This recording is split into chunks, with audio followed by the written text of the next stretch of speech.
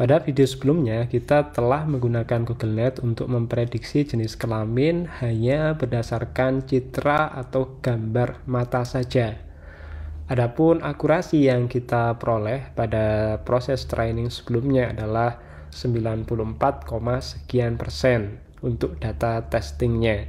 Kemudian dataset yang kita gunakan berjumlah 11.525 data, yang mana data tersebut kita peroleh dari kaggle.com. Pada video sebelumnya, kita menggunakan CNN 2 dimensi dengan 3 channel sebagai input. Karena menggunakan GoogleNet, maka gambar tersebut kita ubah ukurannya menjadi ukuran input dari GoogleNet, yaitu 224 x 224 x 3, sehingga rata-rata ukuran gambar yang berada di antara 50 x 50 pixel itu diaugmentasi menjadi 4 kali lebih besar, sehingga memerlukan waktu yang cukup banyak untuk melakukan proses training. Pada percobaan berikutnya, kita akan menggunakan CNN 1 dimensi dan juga akan menggunakan LSTM untuk melakukan klasifikasi citra atau gambar tersebut agar dapat digunakan untuk memprediksi jenis kelamin apakah laki-laki atau perempuan. Tetapi agar bisa di training menggunakan CNN 1 dimensi ataupun LSTM, maka kita harus merubah bentuk data yang semula dari 2 dimensi ke dalam bentuk 1 dimensi. Dan kita juga belum tahu apakah hasilnya akan lebih baik atau justru lebih buruk di dalam akurasi. Tapi ada satu hal mungkin yang dapat kita jadikan sebagai sesuatu yang mungkin dapat kita gunakan di masa depan, yaitu bagaimana mengubah bentuk data 2 dimensi atau image menjadi data 1 dimensi atau sekuen. Nah, ini bisa kita gunakan untuk berbagai macam keperluan. Baik, yang pertama tentu kita panggil data yang ada di dalam folder ke dalam bentuk image data store. Perintahnya masih sama dengan sebelumnya, yaitu datanya ada di dalam folder arsip, kemudian datanya kita panggil termasuk yang ada di dalam subfolder, kemudian label source-nya berdasarkan folder name, sehingga labelnya adalah female eyes sama male eyes. Jadi ada 2 kategori. Berikutnya, untuk mengubah data 2 dimensi ke dalam 1 dimensi, jadi kita gunakan perintah reshape, kemudian di sini ada C-nya adalah data 2 dimensinya, terus ini dimensi pertamanya 1, kemudian berikutnya lambang kotak menandakan bahwa panjangnya mengikuti panjang dari ukuran gambarnya, yaitu antara banyak baris dan banyak kolom dikalikan. Nah, sehingga setiap gambar akan memiliki panjang sekuen yang berbeda. Nah, kalau kita baca satu persatu, jadi null ini digunakan untuk menghitung banyak data yang ada di dalam file. Kemudian TikTok ini untuk menghitung waktu yang diperlukan untuk menjalankan kode program yang ada di antaranya.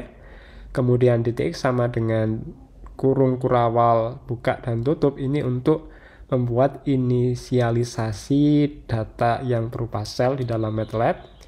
Kemudian kalau perulangan ini standar, tidak perlu dibahas di sini. Kemudian read image ini untuk membaca satu buah gambar yang ada di dalam EMDS, sehingga outputnya adalah ukuran gambar, yaitu ukuran dari gambar tertentu. Kemudian channelnya ada 3 karena RGB.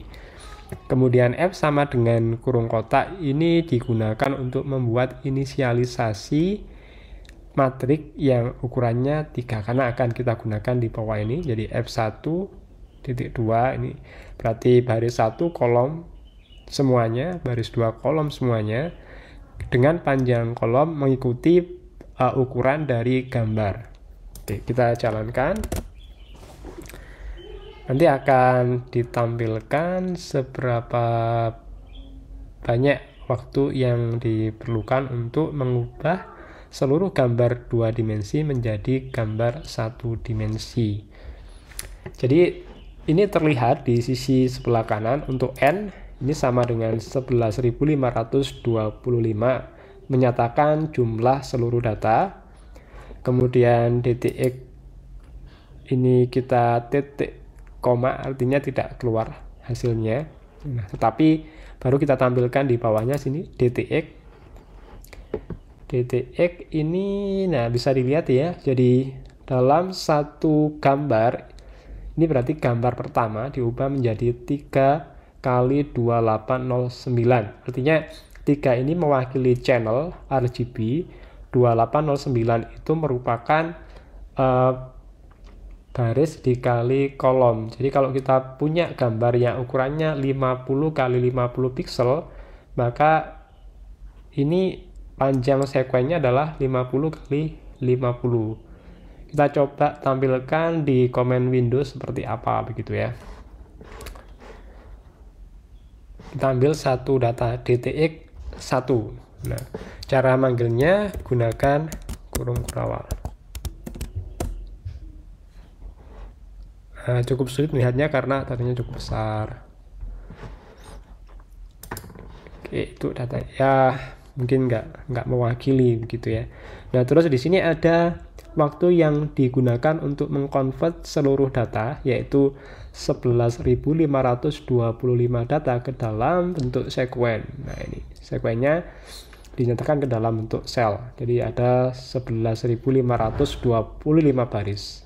Dan ini kita bisa melihat bahwa panjang sekuennya berbeda-beda tergantung dari ukuran gambarnya. Berikutnya kita ubah data set yang sudah berbentuk sekuen ke dalam bentuk table. Jadi kalau data X-nya adalah ini ya gambarnya, kemudian data Y-nya itu kita ambil dari imds.label. Karena labelnya sudah kita peroleh berdasarkan nama folder. Nah, kemudian untuk mengubah data ke dalam bentuk table, kita tinggal menggunakan perintah table dalam kurung. Nah, ini judul tabelnya, bukan judul table, judul kolom. Jadi judul kolomnya nanti sequence sama label. Nah, hasilnya adalah seperti ini.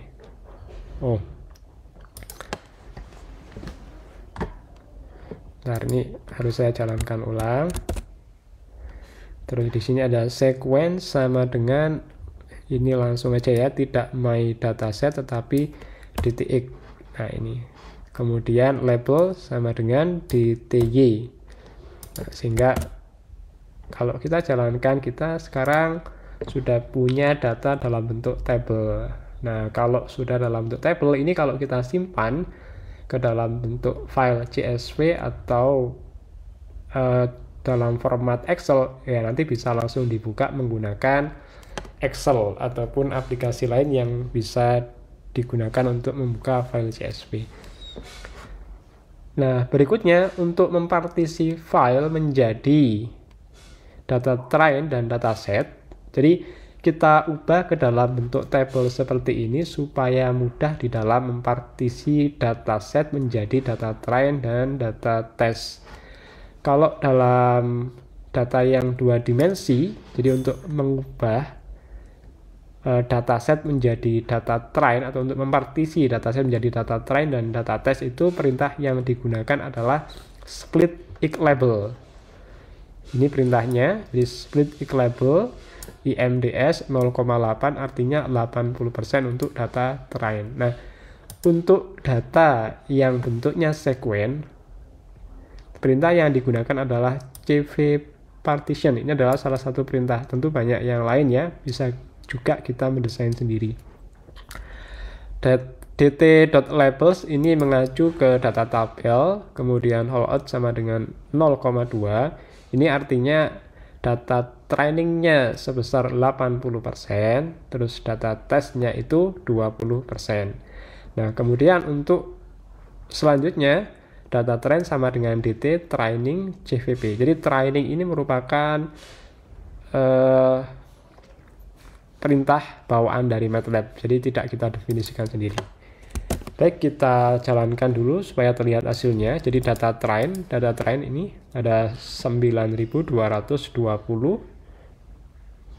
data, kemudian ada 2 kolom yaitu sequen dan labelnya. Kemudian untuk data tesnya ada 2305 kali 2. Nah, ini 2 itu menyatakan kolom sequen dan label. Nah, untuk selanjutnya kita tinggal mendesain jaringan saraf tiruan yang mau digunakan untuk melakukan proses training. Nah, kalau misalkan kita ingin menggunakan LSTM, maka ini fiturnya ada 3, kemudian 3249, 4624 itu dipandang sebagai time step. Nah, karena panjang time step-nya ini berbeda-beda, nah sehingga nanti perlu ada yang namanya padding, yaitu menyamakan panjang time step. Nah, itu akan kita bahas pada video yang berikutnya. Jadi untuk kali ini kita hanya membahas gimana caranya mengubah data 2 dimensi menjadi data 1 dimensi. Ya, terima kasih sudah menonton.